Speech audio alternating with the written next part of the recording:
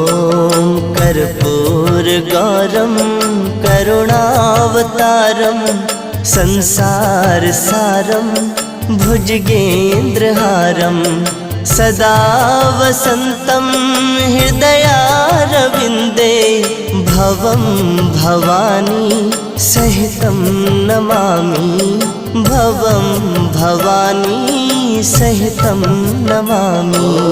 कर्पूरगौरं करुणावतारं संसारसारं